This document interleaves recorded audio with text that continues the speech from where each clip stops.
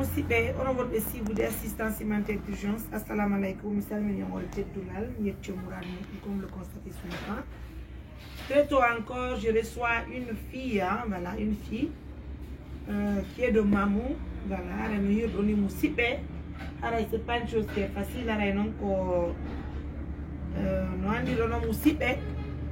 Haray ko moƴo bari assistance humanitaire d'urgence wonde ka meɗen Mamou ɗo tawata min Mariama ardi wandintingol no haray o joɗo on tini hari warino ka meɗen ɗo ko kanko e oji o nde ñande wonnoɗo jibinɗon kala tan kamɗum ko arti ɗo hara kadi ko ni buumirno ɗen ɓe ɓay toon tini harayde wadde golleji ka meɗen ɗo haray noon golleji inno seedi on tini fiɓe juuɓe ɓe wonɗen e yaltinɗe wonɗen e sendude haylanduru jokka worɓe fiyoɓe heɓo mbuuɗi ma ya waɗa pigiɗi Allah hiɗa yallaki fiɗin ɗon pigi musidɓe ɓen ɗon ko ɓe fo maɓɓe e hoɗo ko wonɗen ɓe wallitade kon haray ɗen ƴettude e buumen gueseɗi maɓɓe ɗin fi haray protège go dignité maɓɓe on tini c'est important sina ɗum ko wowi kon fo golleji men ni siɗe wadde ɓe waɗanten ɓe remise ji ma ɓe waɗanten ɓen cuuɗi ma jamiuji haray e weeɓi tawi julɓe Allah ɓe anda haray partenaire no humpito koɓe woni e wallude ko banggue ɗum ɗo haray desuduɗen haray buumugol guesel ndi par ce que on tini ko sonnaɓe kadi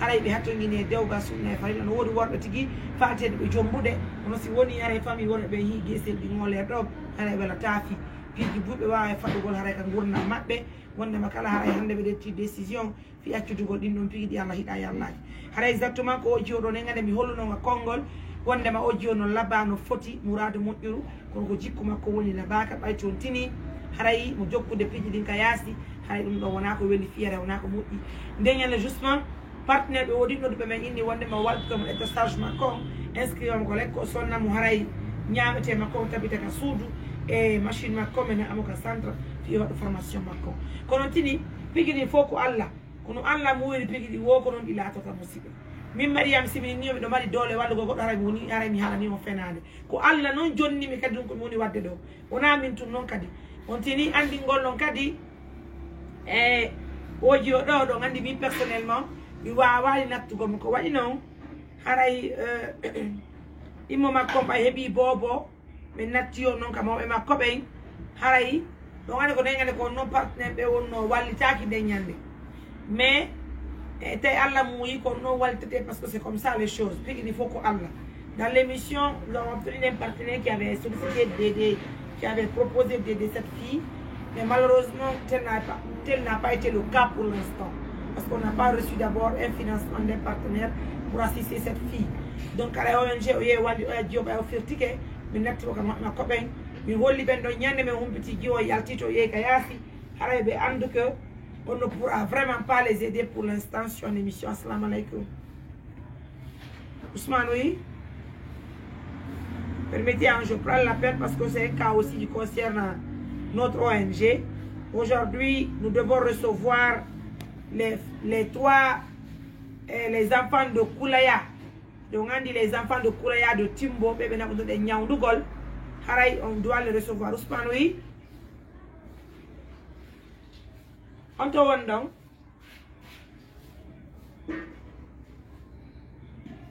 combien de mbambarku donc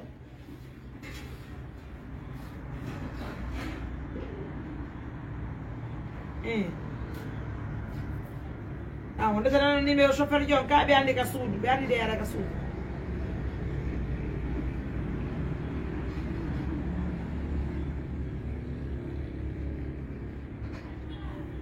ok joni lañi émission ɗo ni lañi live je finis je t'appelle tout de suite nani s'il te plaît quand yombo addi ɓe ɗon awa joni je te rappelle awa ɗiɗo ɓenne ɗum ko Dieynabou e Mignamou enka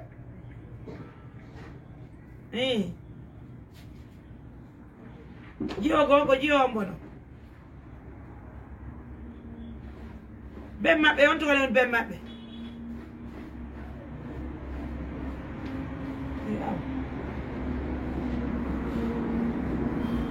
ok à tout à l'heure voilà musidɓe no yirɗon ni je fais une émission dans une autre émission parce que je voulais vous informer que je dois réceptionner tout à l'heure aussi les ânes de Koulaya donc Dieynabou et Nene Fatou et Tanti Betty. Tanti Betty, c'est la femme qui marchait dans les rues de Mamoun, qui était malade là, malade mentale. Malheureusement, on n'a pas eu ma connue Italie.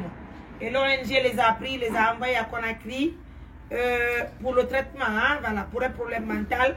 Alhamdoulilah, tout va très bien. Mais Artiribe, donc nous avons décidé de confier Tanti Betty à la famille de Koulaya parce que moi, Mariam, je ne suis pas tranquille. Malheureusement, je n'ai pas où l'héberger à Mamou, je suis tellement en mouvement. Donc, les enfants m'ont tellement appelé les filles pour dire qu'elles veulent vraiment me voir. Malheureusement, le temps me manque beaucoup. Et moi, j'ai décidé de les inviter aujourd'hui. Comme hier, j'étais avec Tanti Safi de Timbola. Aujourd'hui, je vais passer avec les filles, Inch'Allah, au salon. Seulement qu'on m'apprend que Djereb, ça ne va pas de trop. Hein. Pourtant, comme il y a des Djereb, on dit que donc ça m'étonne beaucoup. De toute façon, elles vont venir tout à l'heure, elles sont déjà en route. On va les réceptionner à la maison, de la maison. On va les envoyer au salon. Et du salon aussi, on va essayer de voir qu'est-ce qu'il y a de faire avec eux, Inch'Allah. En tout cas, merci à toutes les bonnes personnes qui nous assistent de près ou de loin.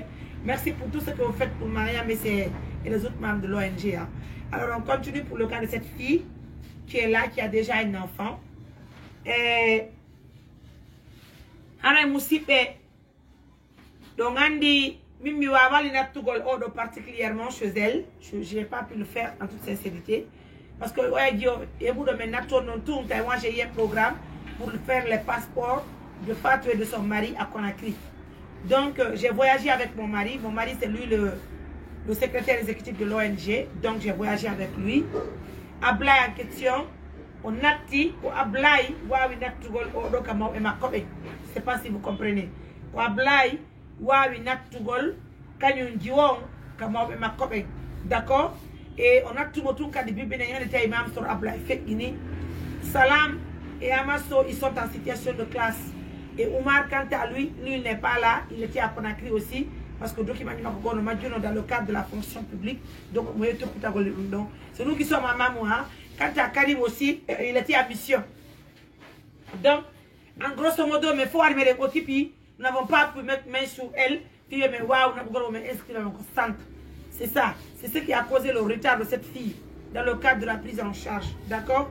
Sinon, en toute sincérité, même si pour l'instant les partenaires n'ont pas assisté son cas, on peut l'inscrire dans un centre de formation. On attend que les partenaires nous assistent pour trouver sa machine et bien sûr les aider pour la nourriture, pour qu'elle puisse se stabiliser en famille, pour ne pas qu'elle sorte, parce que j'ai entendu pas mal de nouvelles concernant son cas. Non seulement la petite, elle sortait parce qu'elle n'avait pas quoi manger à la maison, elle n'avait pas pour ses besoins, elle partait travailler pour quelqu'un, il y a un dollar, comme 10 000 francs. Vous vous imaginez, elle a un enfant. Donc c'est elle qui gère tout. Une petite fille qui n'a que ses 16 ans et 17 ans. C'est compliqué, mes amis. Aujourd'hui, le traite le matin, je n'ai même pas fait ma toilette encore, c'est elle qui me réveille avec les pleurs, à l'arbre. Oui, à l'arbre parce qu'elle m'a mis Johnny, ma chérie, moi-même je vais t'appeler pour t'inscrire dans un centre de formation aujourd'hui avant que je ne m'occupe d'une autre activité. Il fallait voir comment elle pleurait. Il me dit dialogue Facebook, il me dit dialogue je vais vous dire une chose. Elle est là. Elle-même, elle va dire combien de fois aujourd'hui les gens se moquent d'elle. Mais moi, je vous dis, même que moi, je ne connais pas où elle loge. Parce que bien dame, je me demande comment les gens ont pu connaître elle. Parce que de toute façon, elle est soudiée sur l'Iva Pédit. Et je vais vous avertir, vous, les voisins. Hande ala presque moi la bito bon kamu. Comme hali e mo ala. Hande ender kautal. No fandi hande ender famille mo ala bito goto bon ender famille yo. Ide ngande fo mede. Ngedi kay pay ko hasi ko Allah fewn sa bito. Hande ender famille. Si beydo jali beydo. Haye beydo munyo. O happo kankal situation beydo nutdo. Parce que pekini nganda gundo Allah. Nganda ko dure yalla. Walla mari gundo, goto alna gundo Allah. Si woni hande o situation kunji undo, o imiki o tawime. Yo me walli mo fi Allah woti annabijo. Me walli to mo fi o luttu e bonki. O yalta o yaw toppito golle. Me walli to mo tabita ka galle, una ko boni jiunku wa. be wo be arde hala dum be fale o junku luttu ko poni ma arde hala biro ko fale luttu ko poni be so wi sina biro makko han biro makko da do junku kadi junku lutte ko parce que tout ko to sparade ke junku menen ngala ko be ebeta junku mais mara centre SOS Mamundo be natta be fo ko men ettu be natta be kam mabbe mais walli to be kam mabbe fi e tabutu kam mabbe hanyande lokki be tew garbo kono so fuɗɗike ɗettugol haalaji kisan haala fi so jusomi sinko jukku hara ono ganti kono men averti sayo toute personne qui menace les filles que nous avons assisté mais ñinnaɓe ala ɗo ɓe nde kono kala e mo menace ɗo juuwe koye ɓeɓe natti ɓe kadi ɓe guure maɓɓe harni ɓe adda maɓɓe wa quartier mais rewra chef de quartier mo mais naɓa wontika o projet mais naɓa wontika o projet ko fi on ɗum par ce que minen min falaka ɓe luttu ko boni ko fi allah men woni wonde ɓe fi ɓe yaltu e ko boni si on menace ɓe a kawtal on jaliɓe on warni ɓe adda maɓɓe on ton mais on sariya wona hakkude men e men hakkude mon yi amen ko fi yon ɗum par ce que si tawi woni hannde oɗo no boni mais yaltinima ko boni mo falayde ko boni mo anni ittugol hoore makko ko boni on wata hardugol mo adda makko on ton je vous ai expliqué encore pourquoi jusqu'à présent elle n'est pas dans un centre de formation parce qu'on était vraiment pris moi j'étais à Conakry mi namugol fatou e ɓoodi mum mi arti kadi à 2 jours mi voyagé Conakry. Hier, j'étais à Mouvement avec Tansafi. Aujourd'hui, j'ai une autre équipe que je dois réceptionner à Mamou. Donc, les choses sont vraiment sérieuses. C'est pas facile. C'est pas facile. On a darodon, nango yedjal golmo, aibinomo, halon pige gonoto. Hi, kutori de ngala ko ayati mo Allah souci mo toujours il tugol hono ko. Arrêtez de se moquer des gens. Arrêtez de se moquer des gens. Arrêtez de faire des choses sur elle. Hein? On a auto foot di point, on a quelque chose à ta point. On a eu qu'à mettre des mains au colonta. Mais comme il y a de nos pour le terme de la cour de l'Impérial Hidayallah. Mais nous avons eu le courage de partir, prendre ses filles. Et il y a été coupé. Oui, mais puis il jouer de pouce à rallye parce que il met le jalde. Je vais savoir donc on a eu jalde bedon. Qui ont gagné au cabinet au meno ou de bout de baby au niveau. Ba on anda ko nun Allah marani be bibbe don kadi.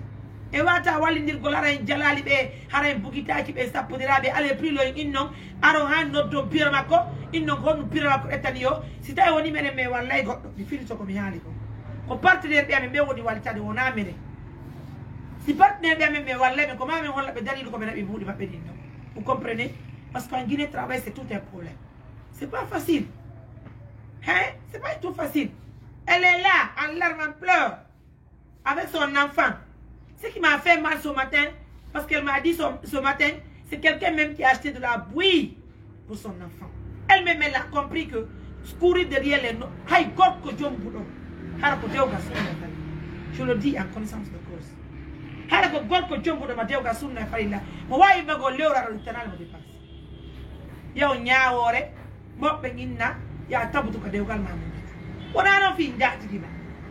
Modi ma du wiki ma buike selima fi gorko fi debbo kayasi atiku de gorko derano hebindo ma non kay selde ma fi debbo kayasi si robbe be fewali Allah je vous dis en toute sincérité hein, faisons beaucoup attention modi ma dewgal sunna e farilla ki musalama fi debbo wona non fi njaati ki ma kayasi ayay gorko no jomba debbo mo Allah wadi barkema debbo labado debbo fotudo debbo ara hunde man kana debbo o akkide on debbo do o yaawo burtide debbo gorko debbo ko kayasi jon non dum do nganga andi gorko se libe ngum murtidi e debbo kayasi an kelema oron kay burtude goddo ko watta yore hi joni an debbo jomba ay nama ya gollu fi ya danko hore ma danko bay adi worbe be hande le plus souvent buri ko laajikke joni an debbo mo jomba sa préparer l'avenir ba on ko honno hebirta dewga sunna e fani hande pigiri ni wela j'ai trop eu pitié d'elle ce matin. Sinon, je ne voulais pas la réceptionner. Je la ramène. Je veux aller l'inscrire dans un centre de formation. Mais le souci est que vraiment, elle était avec son enfant en main. Il fallait voir. Elle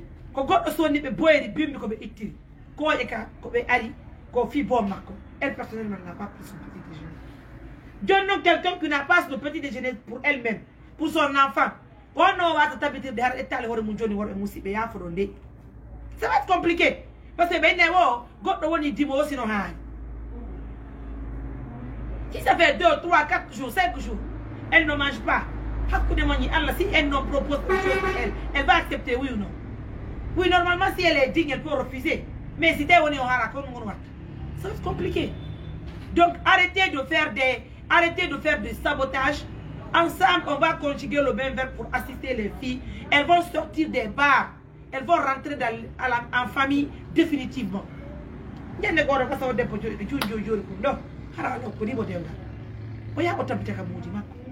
Mais ayons pitié de son enfant. Hein? On va avoir pitié de son enfant. On va avoir pitié. Arrêtez, tant que je travaille.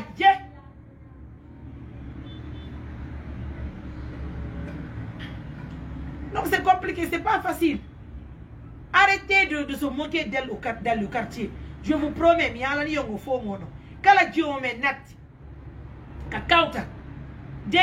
j'ai vu ça de l'autre côté. Je ne dis pas le quartier. Parce qu'on veut vraiment protéger les filles là.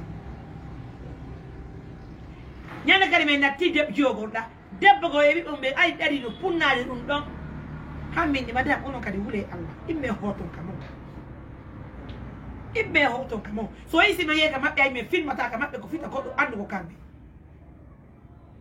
Hein? C'est compliqué, c'est pas facile. Arrêtez de faire ces choses-là. Et quel ko bibbe himbeni. Wona sago mo e mabbe ko sino wadde.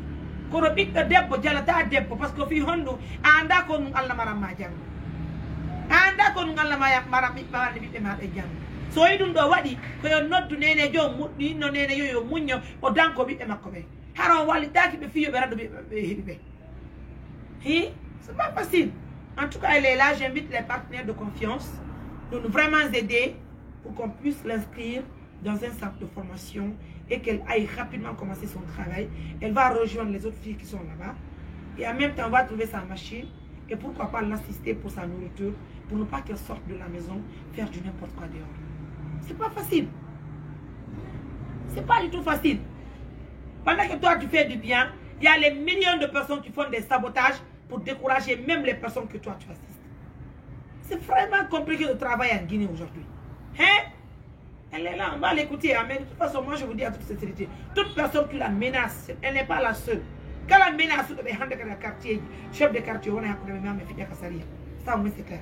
Parce que c'est clair, c'est mes walibé. On ne s'est pas là avec elle, on dit à la mais parce que de toute façon, vous pouvez demander bon. Vous pouvez demander bon. Ça là, on a d'accord, qu'est-ce qu'il y a quoi? Bien. Donc c'est ça. On va l'écouter. Ma chérie, oui. Il n'a pas de fait quitter.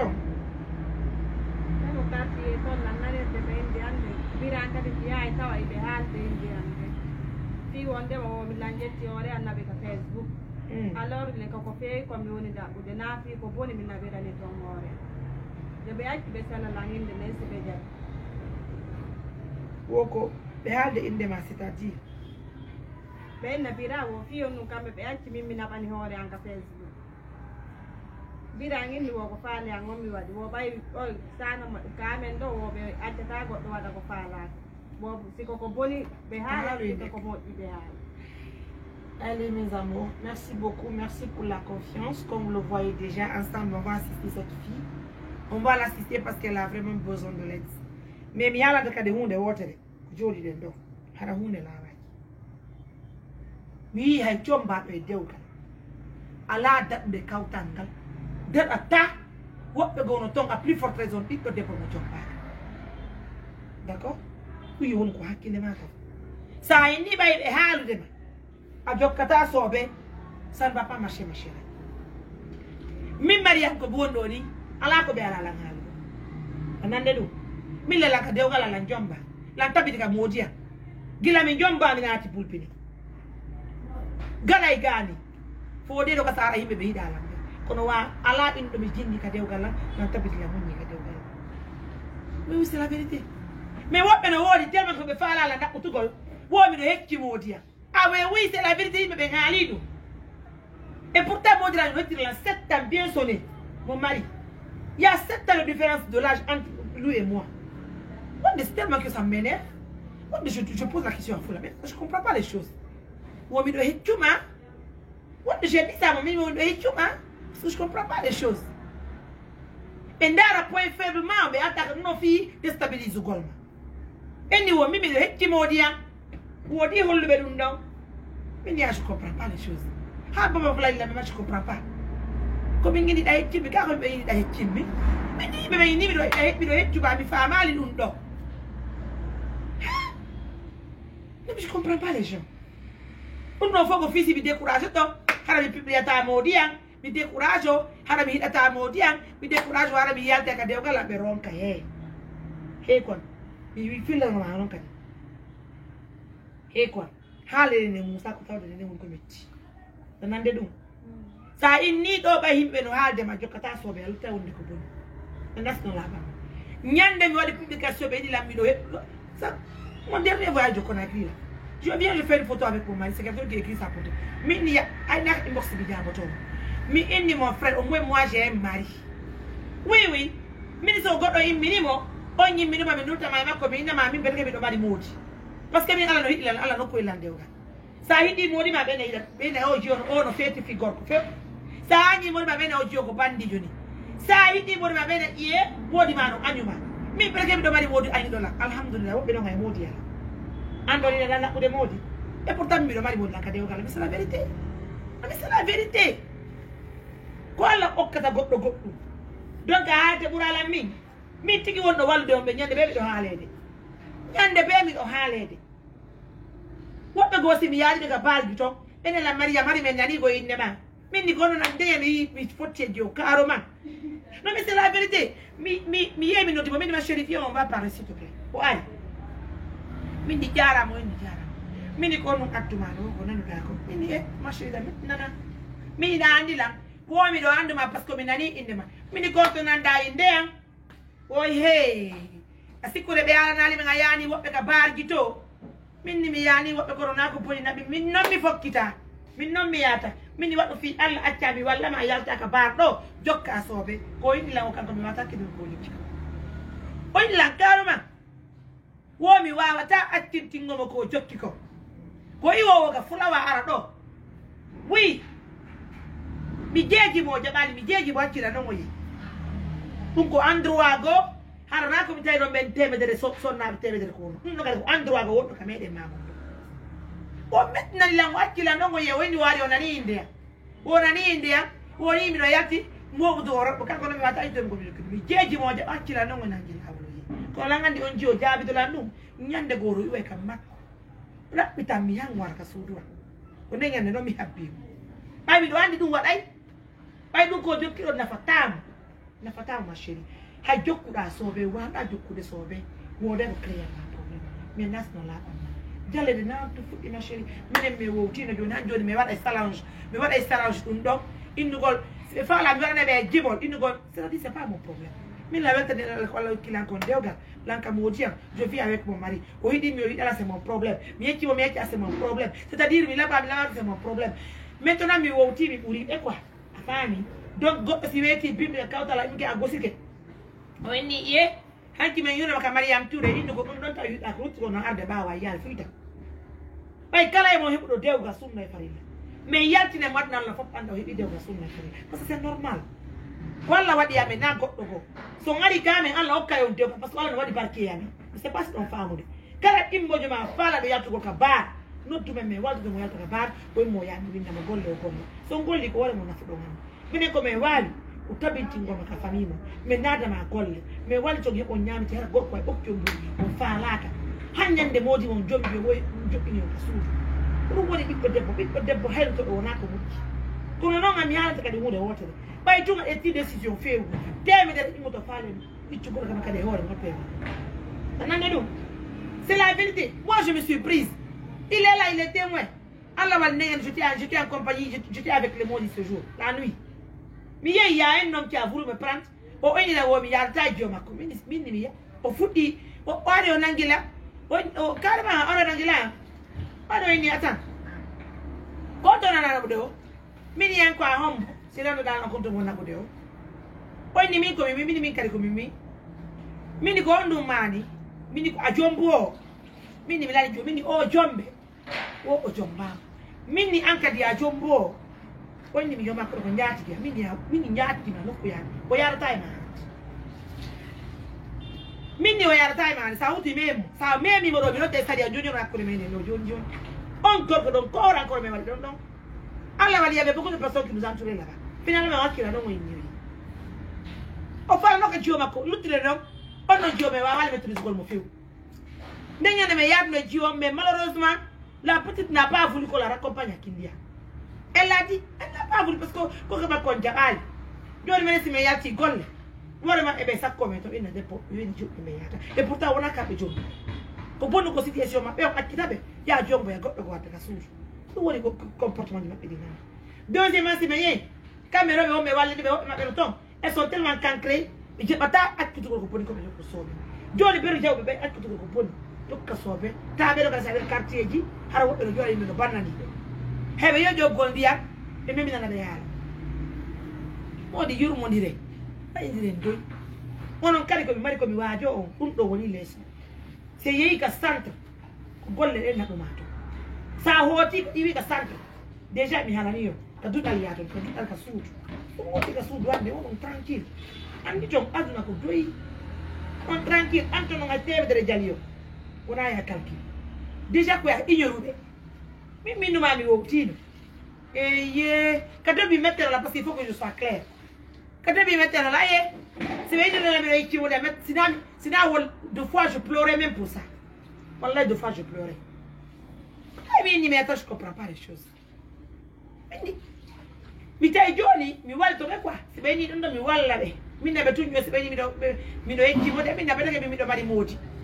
oh non, non, mais ma ramote, mais le cas de l'autre, nous mais ni ben nous ben mais quand il n'en l'a mais mais ben que mi do mari modi Allah bi ila lanka de ogala donc je suis fier de moi, je suis fier de mon mariage la vérité ani me ben be ida mari modi e découragé Allah parce que dewa ko Allah okata ko si Allah yidima o kima de ogal si be tay gorko ba no foti himo laba himo dari hido ono fala be so wi sinama kele ko min jongara fuda jombe gole de ogal mo gorko mu hekki.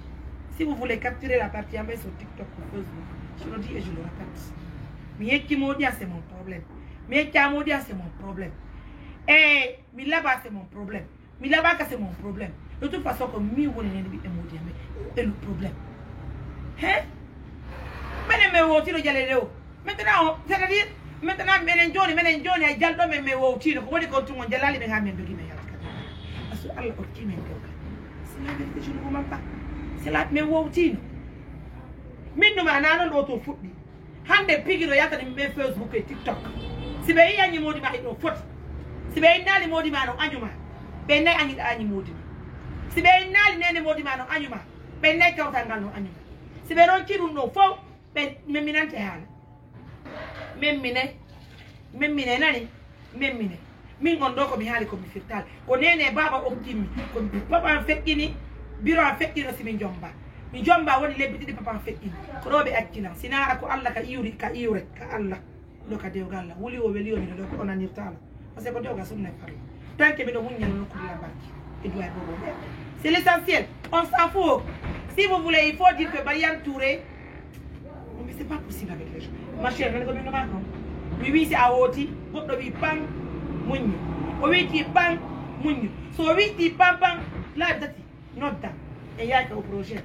ko hala nay ko mo jowi tari dem parce que ça boni a tout biya rutike be juaka arde be sonya ma kawta chef de quartier ko du warana mayide mabbe be ne ko du wat ko du won nerto mena me wotino Facebook be winda ka inbox be winda wobbe nyangal ka public be ida public non vous n'avez rien compris. En tout cas, nous vous encourageons, hein. Nous demandons à Allah de donner la chance à toutes les femmes d'avoir des bons maris. D'accord, c'est normal, c'est l'essentiel. Pour l'instant, moi, Mariam, je dis alhamdoulilah, parce que déjà Dieu m'a donné un mari que j'aime et que je considère et que je chéris. Hein. C'est l'essentiel. Ah oui, oui, c'est l'essentiel. Hein. C'est l'essentiel. C'est normal. Donc, quand on en sonne, dankoro modi mo multo modi mo dankoro modi mo nga wala jeune yo tiki parce que c'est du boulot. Ah oui, les connaisseurs connaissent, hein? Non mais c'est la vérité.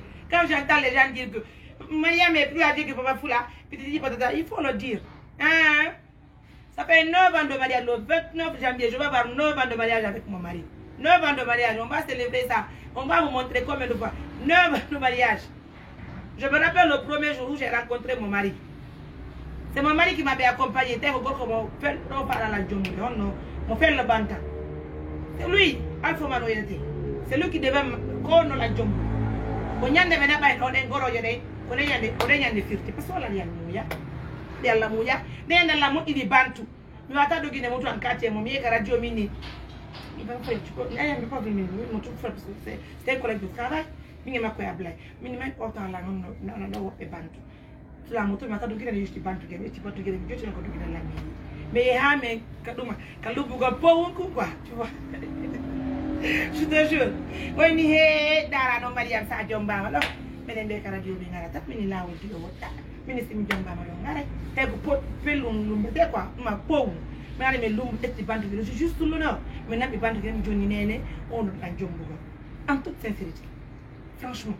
Mais là il me journée des bandes de comme il arta mi ma kono be yobbe alko jamano be dona nabude dum goroje den fi amin joloti yo gorko ngare ka alu bago ta franchement bay dum do wadi tiki de mi apply on était on était vraiment des amis min e makko fula en kat mais yeka soudu be non nata de l'école là tellement j'étais tellement prête pour le mariage là et mon dieu mi e ba autontu c'est même be ko tan Allah ya fo ni ma ya fo on dit la téléphone when you jaja gorko ni ko jiwo mo ne yonko no woni jom an ma jaira e buy min ko goddo be on no sabu fi mo ngonka when you ena mata goroje de firtito mini he mini nanu go mi yalti mi mi do kisami an yable e ma me fula mini mini do ngandi ni o be firti o be arba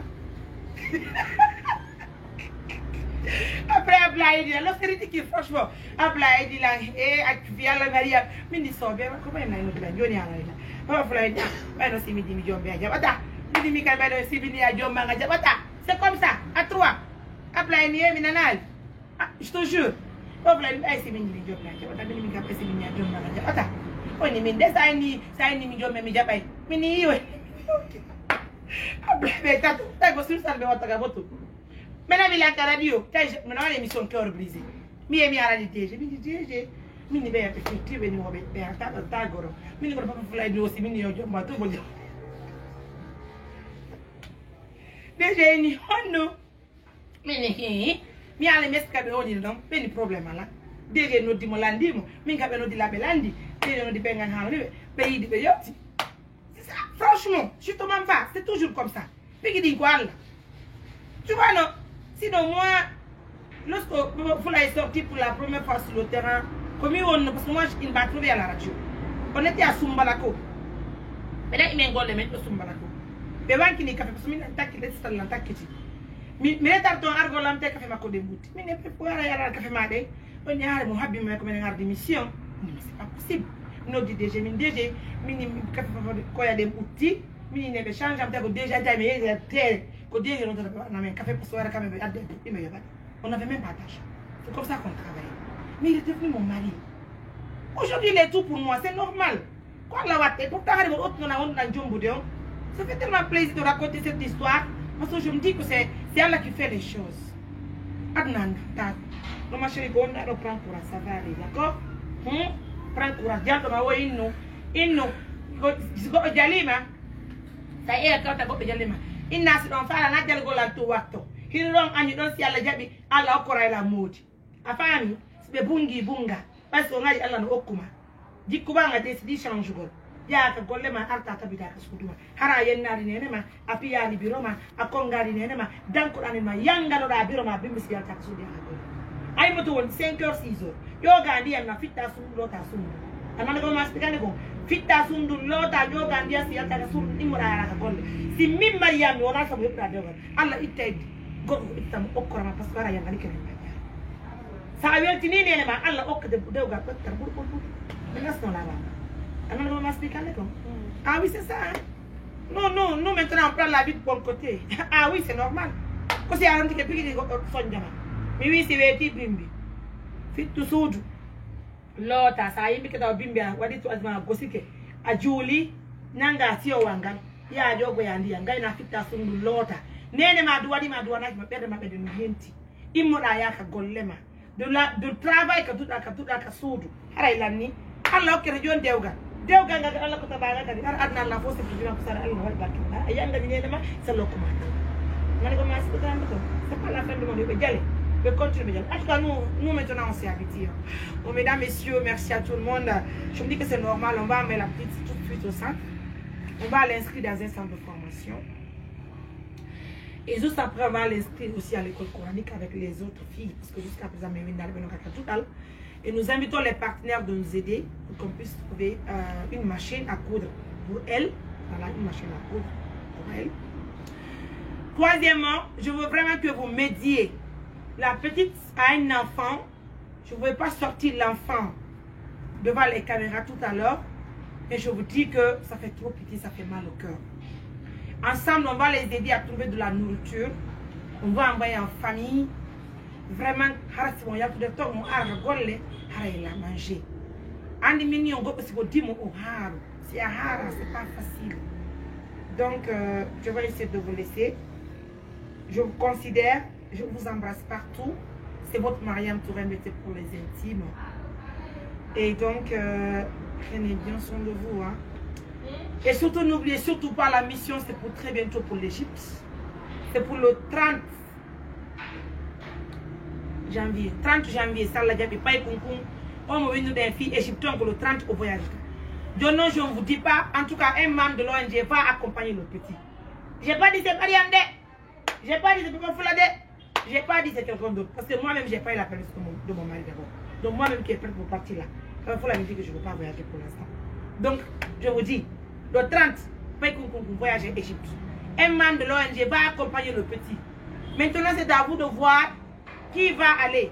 En tout cas, moi, pour l'instant, mon papa Foula me dit que je n'irai nulle part. Dieu, je suis en train de prier, voir si je vais aller. Priez pour moi, d'accord?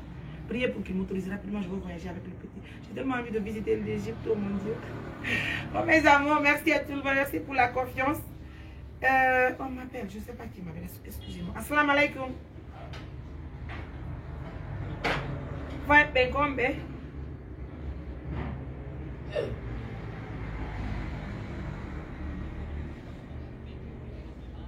Yafe, don't mind the gold that yafe.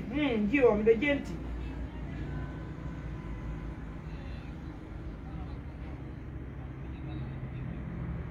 Bobo no man let do be. My do be nice.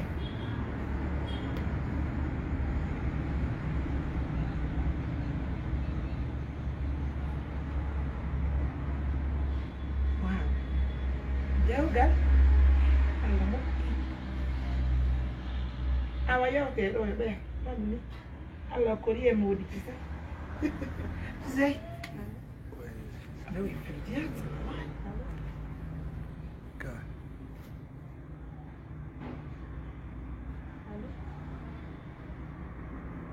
Allo, yo te mi Johnny monani, allo. Allo. Abbe mi Johnny. A ver si no mal. Pero no va a ir a la foto.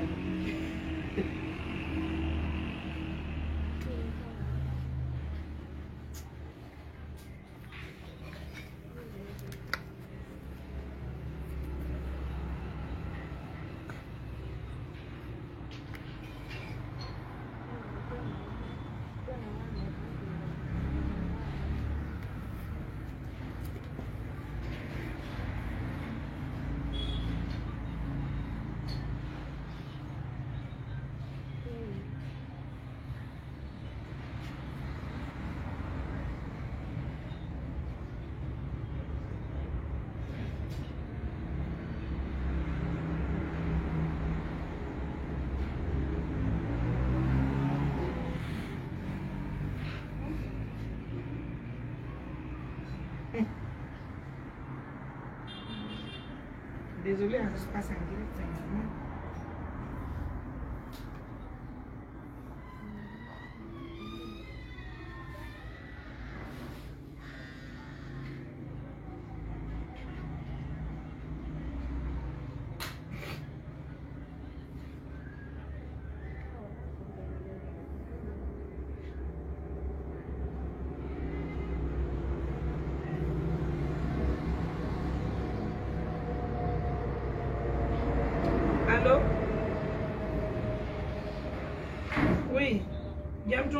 koy. Combien on toka medem ga?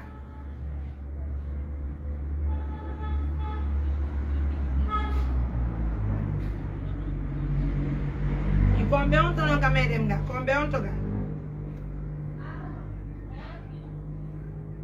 Eh, kuto yung utang aron yung bugol ka.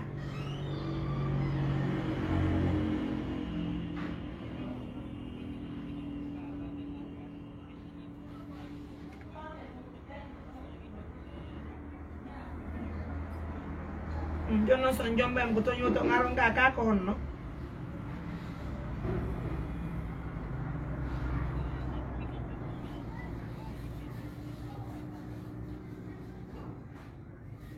Menen fala.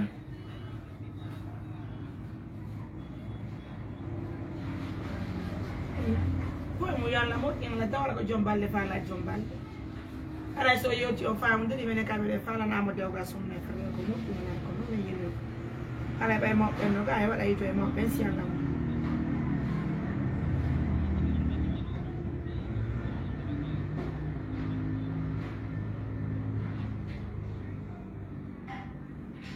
Wow, problema. Nahara me falno no windu dem taw ka lekko ma golle ko si dewan kadi hebi kere me de hidi me de yalli de don kadi. Ana no ya.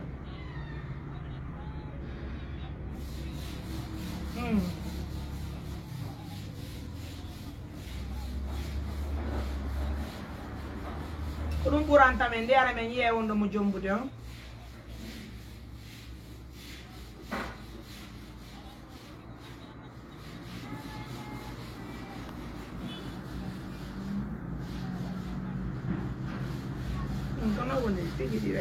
Di appel di dia c'est vrai mais on a dit que c'est pas facile l'occupation il dit on ko dudi on ya foto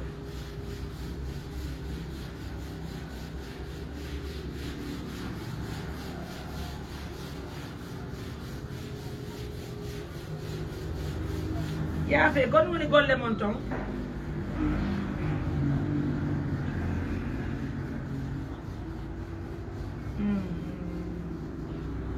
ok, agora non jange de ton ne.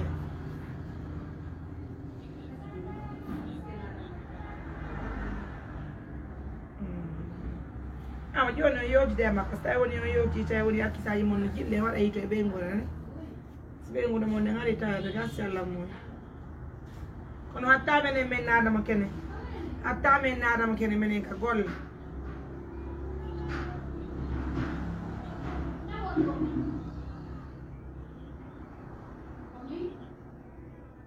Joni albarka men odite en ɓawto émission albarka mo nani yo Allah newne jam moƴƴere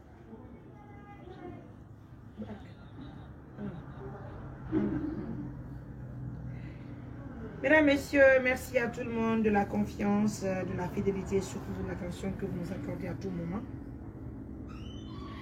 Alors, comme vous le constatez, c'est Mariam Touré-Mbete pour les intimes. Alors, ensemble, on va essayer de clôturer l'émission à moitié, mais pour l'instant, je vous informe d'abord que ce n'est pas une chose qui est facile. Et ensemble, vous et nous, on va essayer de l'assister pour qu'elle puisse être dans un centre de formation.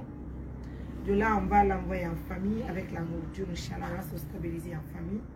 Et la suite des choses, Inch'Allah, on va le faire. Hein? Donc, c'est ça.